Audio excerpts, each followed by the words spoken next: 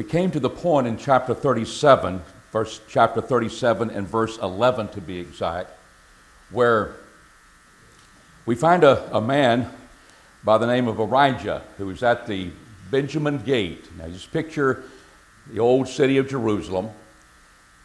When you have Jerusalem, you'll see to the north of there the region of Benjamin, one of the tribes and so forth, and that is the north part of the gate that goes up to Benjamin. It's called the Benjamin Gate. And we find that there, we're gathered there, we're going to see Zedekiah be there. And meeting is taking place with the king, like Absalom did. He would gather at the gate and he would hear the complaints of the people. And Zedekiah would do that. But it's at this moment that we find this man, Arijah, who is the son of Shelemiah, and he hears the things that he sees. He sees Jeremiah trying to go through the north Benjamin Gate to go have his allotment, to receive his allotment in his people in Ananoth, which was just about 3.5 miles away. And he gets captured. And Arijah is the one that captures him. And so we began to realize that he was captured by him. And let's just pick up where verse 12, then Jeremiah went out of Jerusalem to go into the land of Benjamin to receive his portion. Now, we've been looking at besiegement. We've been looking at the armies of Chaldeans coming in order to besiege them. And we'll see it. We have a question in our lesson, how long did that take? But it's over a period of time, and what would happen, that you would choke out the idea of food coming into the city, and over a time, the enemy would be defeated.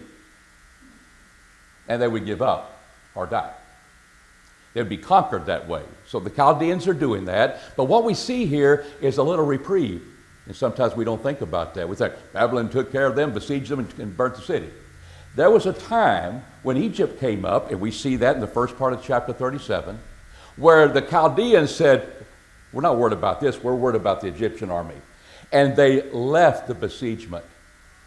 And we find things happening. And so what is Jeremiah doing? He hasn't been imprisoned yet. He's getting ready to be. And he is going out the Benjamin Gate.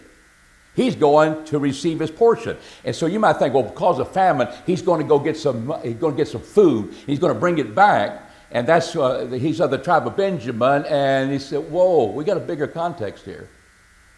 Could he be going to receive his land promise that back in chapter 32 of Jeremiah that he received when he paid and he put the deed down? He had one that was going to be saved for future references. He had one rolled up that'll be used for, hey, I own this land. Put it in a jar so it would last for a long time. We saw that in chapter 32. And at that time, the reason he couldn't go there is because he's in prison. He's not in prison here at this moment. And the portion is not food. Some may think that. But when you look at the bigger picture, the portion is, I'm going to go get my land because I'm free to go. And so what happens, he's been preaching, and one thing, we see things changing, but one thing doesn't change. Jeremiah has not changed the fact that the Chaldeans are going to defeat Jerusalem and burn the city down if Zedekiah doesn't act accordingly as Jeremiah tells him to do. And he doesn't, so it's burnt down. And his message is consistent. We've already seen if the Chaldeans, if Pharaoh's army, if they defeated them, the Chaldeans would be in their tents and they would be wounded men. They would rise up and burn the city. Egypt is not going to defeat the Chaldeans. Jeremiah's telling that. And indeed, Chaldeans are going to take the city. He's done that from chapter 21 throughout all the book where Zedekiah, we go back there to chapter 21 and we see Zedekiah. He's sending two messengers, Pashur and Zephaniah, and we see Pashur even at this time. He's going to them, pray for us, the Chaldeans are coming. When the first besiegement came in the 10th year of Zedekiah, we'll find that he'd been sending them, pray for us, do something for us. The Chaldeans are coming. And he made the same statement back in chapter 21. But we see no repercussions there. We just see Jeremiah making a stand, telling King Zedekiah the word. And we come now to chapter 37. He doesn't change his points of view. Even though you might look at it and say, I knew the Chaldeans weren't going to come into our land and take it. And all of a sudden the Egyptian army's here and they begin to think that they have freedom. And remember, we saw in earlier chapters that they freed all the slaves. Why would they start freeing the slaves? Because the siege was over. And what did they do before the slaves could be freed? Changed their mind, and they went back on their promises. God condemns them for that. Jeremiah condemns them for that. But there's these times where this besiegement has stopped a little bit. There's a reprieve, and we find these things happening. So we got imprisonment, we've got a dungeon, we've got the reprieve, we got Jeremiah telling the people that indeed he's going to, the Chaldeans are going to take it. And I thought it'd be good to just look at these two chapters, because we come down to the point, describe the conditions of Jeremiah's imprisonment. And you don't have to go very long after Elijah takes him. He says, and the princes were wroth with Jeremiah.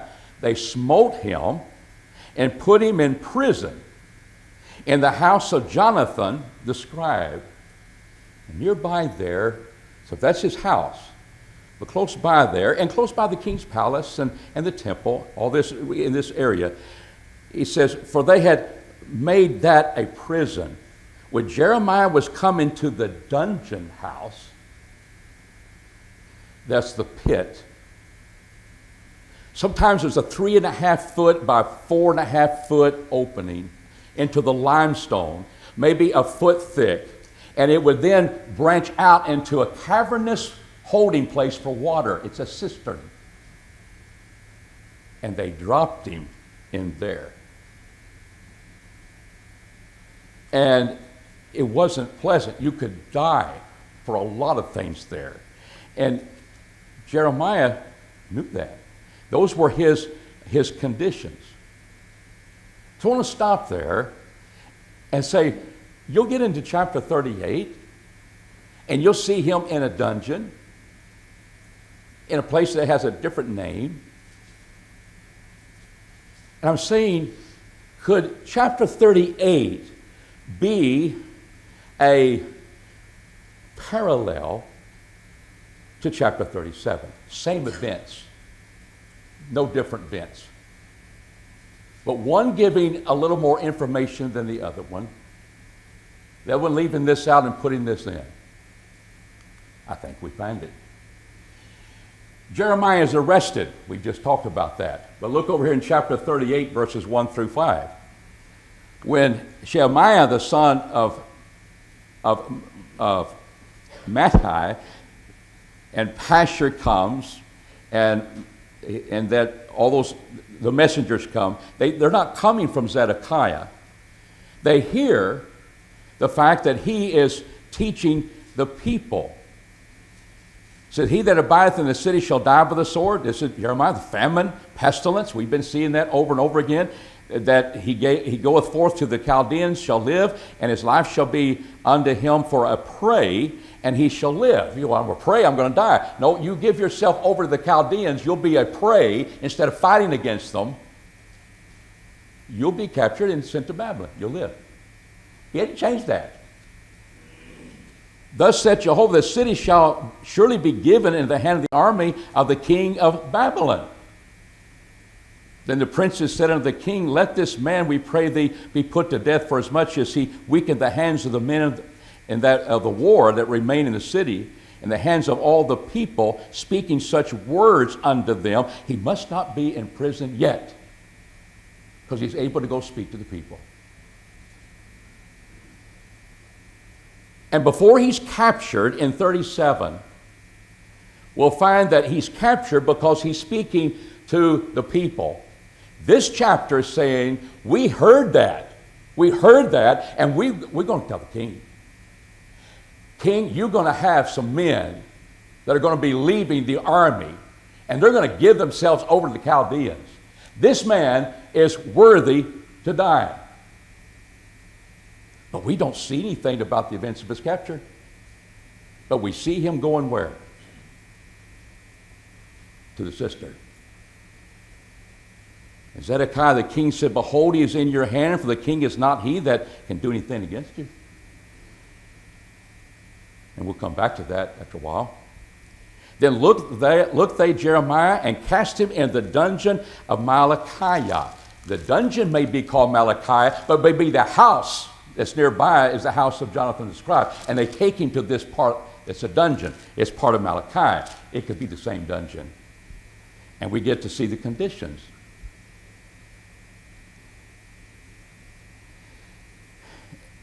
So they let down Jeremiah. This is when he's going to be in the dungeon, and he's going to be released, which happens in both chapters. Chapter 38 I'm going to. In the dungeon there was no water, but mire, and Jeremiah sank in the mire. You know, it might be a smart way to do this, because you're not going to have any bloodshed. Bread's getting scarce, and got him down in a hole. He's in the mire, in the mud. He could suffocate. He got bad enough. He could die of hunger, and we didn't shed any blood. We didn't put him to the sword. He just died of natural causes. I don't know if that was in their mind, but they're trying to find a way to get rid of Jeremiah. And they put him in the worst type of conditions. Jeremiah will not be quiet in 38. And he gets Zedekiah to promise things. I won't be put there anymore. And so what happens is that a man that we'll talk about today is going to go to the king and say, you're doing wrong to put him in that. Whether the king said, I'll just give it over to you. And they put him there. Don't know if he knew about it or not, but I'll tell you, when the man we'll talk about comes in chapter 38, he will come and say, that's not right. You do that. And so what do? They get him out of the cistern. And Zedekiah meets him privately, makes a deal with him. He will not put him to death. But where will he be placed? A little phrase called the court of the guard. Not as bad as a cistern, but the court of the guard. That ties us back to chapter 32, doesn't it? Because in chapter 32, in verse 1, the word came to Jeremiah from Jehovah in the 10th year of Zedekiah king of Judah, which was the 18th year of Nebuchadnezzar. Now, at that time, the king of Babylon's army was besieging Jerusalem, and Jeremiah the prophet was shut up in the court of the guard. He got bread in chapter 38 in the court of the guard. He could receive his cousin bringing the papers so he could buy that land from him, because God had commanded him. And what was that part? My people are going to come back to this land. That was God. Said, your cousin's coming. And he is going to sell the land because it's legal among God's people, and you're going to be having that land. So where did he go before he ever got put in the dungeon first? Before he was in the court of the guard? Chapter 37, he's going to go get his portion, his lot. Not his food, his land. But now he's in the court of the guard where he can receive his cousin, where we'll see he's going to be fed. Look at chapter 37 and 21. Zedekiah the king commanded, they committed Jeremiah into the court of the guard. They gave him daily bread out of the baker's street, and all of the bread in the city until all the bread of the city was spent, besiegement would work. And Jeremiah remained in the court of the guard. That's the end of chapter 37. But that's what we'll find in chapter 38 as well. Because at the end of chapter 38, so Jeremiah abode in the court of the guard until the day that Jerusalem was taken. Notice on the outline I said first account and second account. You're not going through here. He gets in the dungeon, gets out, gets back, picking another dungeon. Zedekiah meets you one time, meets him another time. Oh, no, it's not that. It's just giving you, it's kind of like having the parallel gospels. Matthew, Mark, Luke, and John. They talk about the same events, but they add something here. They leave something out here, and you get the whole picture. We've already seen from chapter 32. It's not in chronological order. But we need to understand when we put the pieces together, and comes to this point because we're going to be looking now, Jerusalem is getting ready to be burnt. And Zedekiah is going to be leaving at the time of the 4th month when the breach is made in there, and Jerusalem is going to be in the 5th month burnt to the ground. And then what happens with those that are left, we're going to pick that up in the rest of Jeremiah. But this is a critical moment to get our minds to realize this is not just another concurrent things that are going to happen later. And we study 37, then we study 38. We're doing that to look at the details. I want us to realize what we're looking at is the fact that he is arrested, and he's arrested and left in the hands of the officers. Those are parallels. We've seen in chapter 37, verse 16, his experience. He's put in a cistern, and we see how bad that is. And we see at the request of one man that we'll talk about, gets the king to release him. And we see him being released in both cases. Look at chapter 37:14 when he comes to him.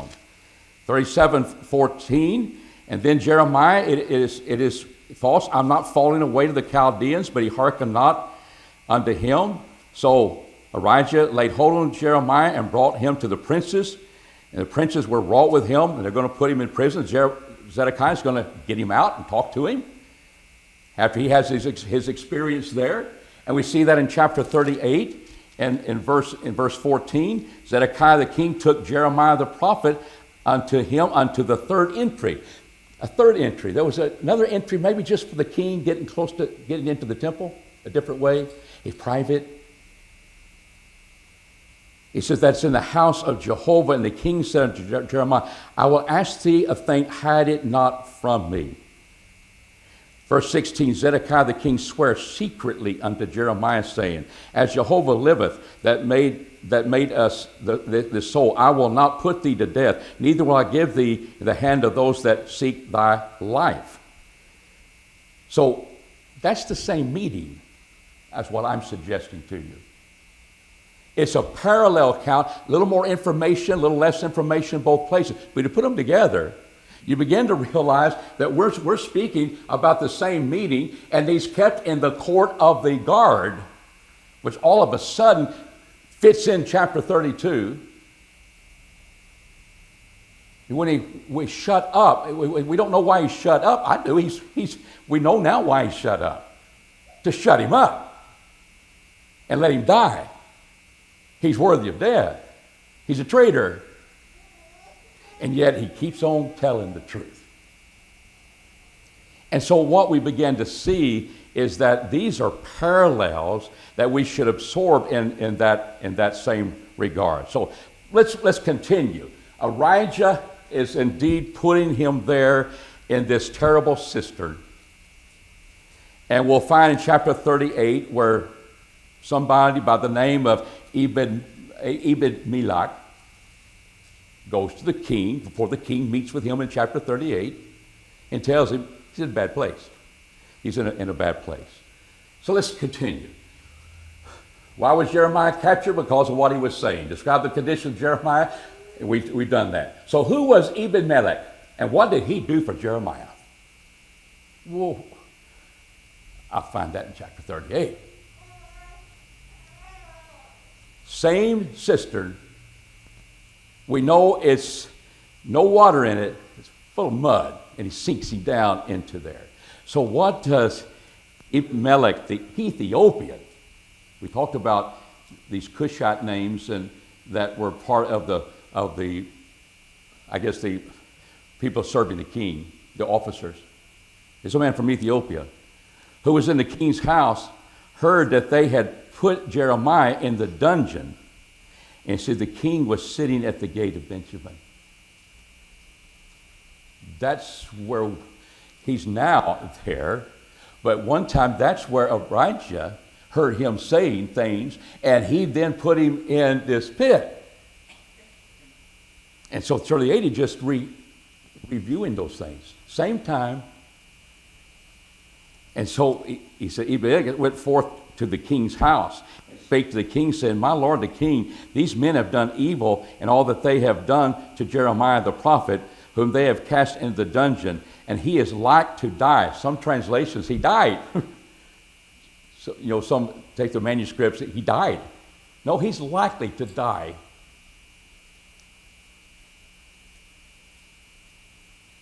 And the place where he is because of the famine. There's going to be lack of food. He's not getting any bread. He's going to die. For there is no more bread in the city. They're getting to that point. The besiegement has had that type of effect. Then the king commanded Elimelech the Ethiopian, said, Take from thence 30 men with thee, and take up Jeremiah the prophet out of the dungeon before he dies. So he's not dead yet, context. Before he dies. Could you tell me how he did it? You can do anything with 30 men, can't you? You move a truck. What did they do? He takes 30 men maybe to guard. Have a little guard. Somebody wants to get him. We're getting him out of the dungeon. Maybe those that put him there didn't like that. 30 men, you must have. I think twice. So what did they do? And you don't read that in 37, but it's the same time period. You just pick up information that Jeremiah has put together in his prophecy. What do? They lay down one cord with ropes, cords, plural. I'm picturing at least two. But what did he also bring down with it? Those were under the cords. We'll see how that happens. They were garments, old clothes. Put them under the arms, put them under the holes of your arm. I didn't know I had holes in my arm until I had surgery. Now we do. But you have holes, it's armpits. And the cloth is going to be between his skin and the cords, the ropes. And that will be kind of padding. That's a smart way to do it. And maybe there's two cords, one on each arm, where he could put that and tie it there. And then they bring him up out of that small little space. And they did. And Zedekiah meets him. Same meeting in chapter 37, same meeting that we see in chapter 38. Jeremiah doesn't change his position. Jeremiah says, I don't want to go back to that cistern. He said, you won't have to. I will not give them over to those who want to kill you, and you will not die. Nothing new. It's just filling in some gaps, and we welcome it. How did he get him out? I don't read that in 37. But I read about getting him out of there, and King Zedekiah does that so he could meet with him.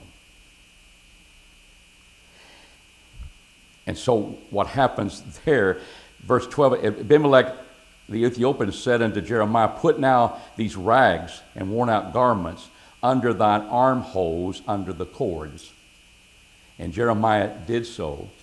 And so they drew up Jeremiah with the cords and took him up out of the dungeon. And Jeremiah remained where? In the court of the guard. A very uniting phrase to chapter 32. When he came out of the dungeon and the mire, He came to the court of the guard. He could not, he was shut up there. That's why chapter 32 comes to buy the land, and he gets arrested to be put into that cistern when he was going to accept his portion. And it happened when Egypt has caused the Chaldeans to be afraid, and they quit the besiegement. History unites to be a coherent story that flows instead of choppy. And when we read with chronological order 37 and 38, and we say, well, they're two different things, and you start reasoning, well, the portion could be he's getting enough food because of besiegement. But already in chapter 37, the besiegement has eased, and it will come back, and we'll find that as we see the events unfold, that indeed that those things would happen that Jeremiah promised. And Zedekiah had a chance to change that as well. So he was an Ethiopian. He was in the king's house and so forth. He talks to the king when he's at the gate of the gate of Benjamin. That's the northernmost part of the old city where you can leave and go up to Benjamin, go out to Ananoth, to the northeast, and to claim his land.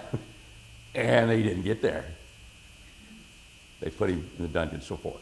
So all of those things begin to flow together. I hope they do in your mind when you realize that this is just one account, and then there's a second account that kind of gives some more information that fills out the picture.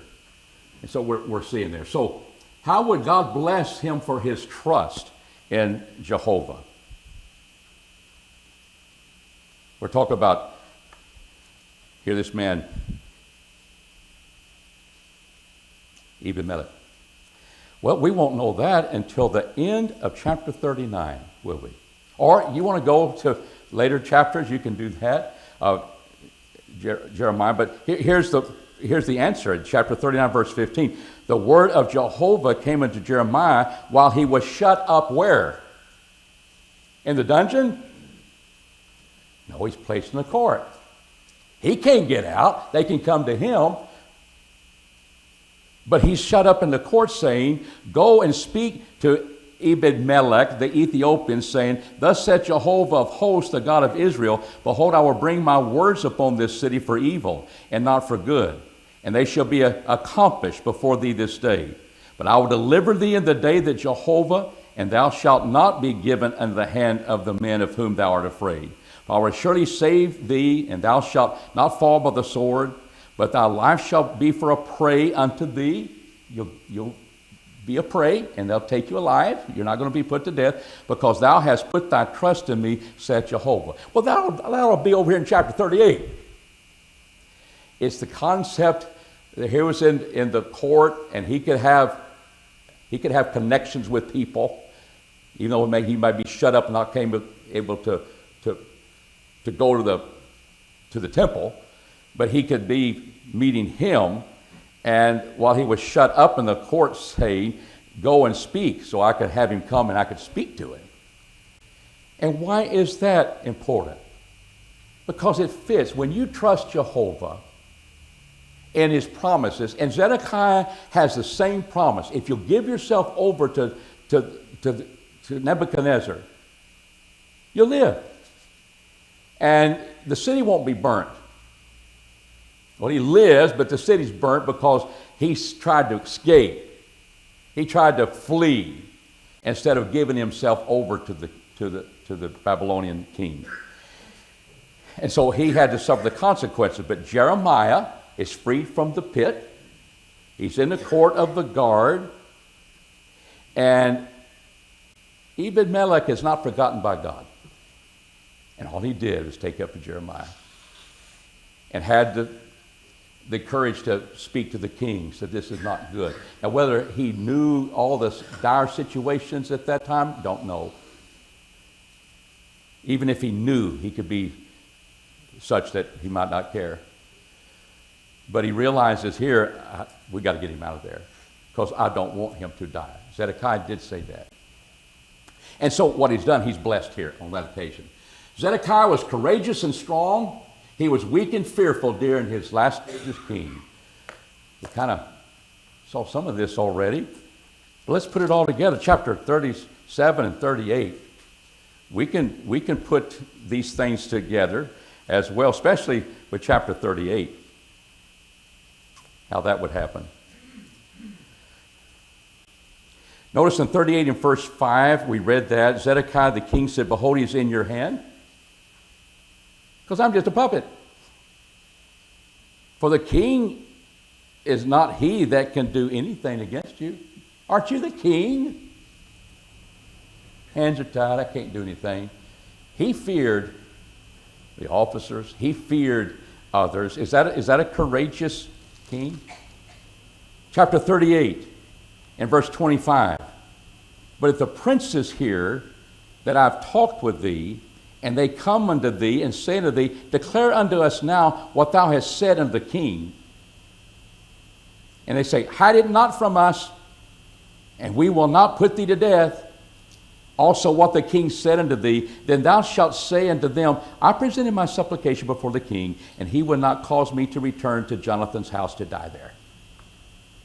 Is that a upfront, strong, powerful king? Jeremiah, keep your mouth shut, because I promised you they will not kill you. Don't talk about that. Talk about the fact that you're not going to be going back to the dungeon.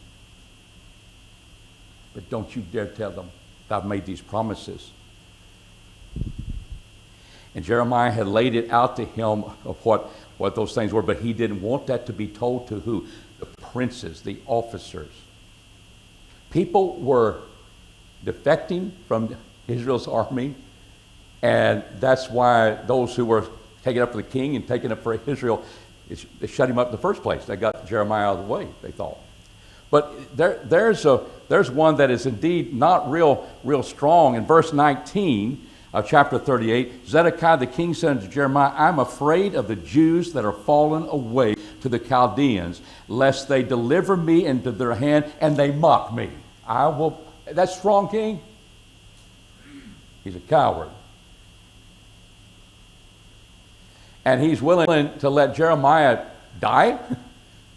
I can't do anything about it. Y'all have him. Trying to please the people, not lead them in the way of righteousness. In the 11th year, he will find that what happens to him, and that takes place. So I know our time is short, but we can do this one. Tell me how long. Well, do you have another answer? I gave all the. Did you have something else that showed his weakness? Or do you think he was courageous? Okay. How long did Nebuchadnezzar besiege the city of Jerusalem? David? Think right on the dot. 1.5 years. 9th year. 10th month. Or that's what I have. The 10th month. The 10th day began the siege. You read that in 2 Kings 20:25 and also 39, 1 and 2. We go into chapter 39. And in the 11th year, in the 4th month, the breach is made, no food. In the 5th month, Nebuchadnezzar burns the city. Just like Jeremiah said, if you try to resist the king. And that's what took place. When was the breach made? The city it was in the 11th year, in the 4th month, 9th day. Question number 24. When was the breach made? How did Nebuchadnezzar treat Zedekiah when the Chaldeans captured him? How did they do that? Kill his sons, put out his eyes then, blind him, and take him. That's not a... Remember earlier, your eyes will see the king. Your eyes will see Nebuchadnezzar. You'll see him. He did right before they put him out. David?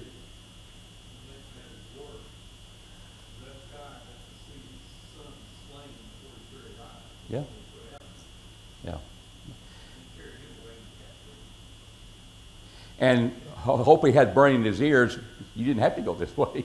That's Jeconiah gets released in the sense that he's saved and he gets to eat the king's table the whole time. But how did Nebuchadnezzar treat Jeremiah when they captured the city?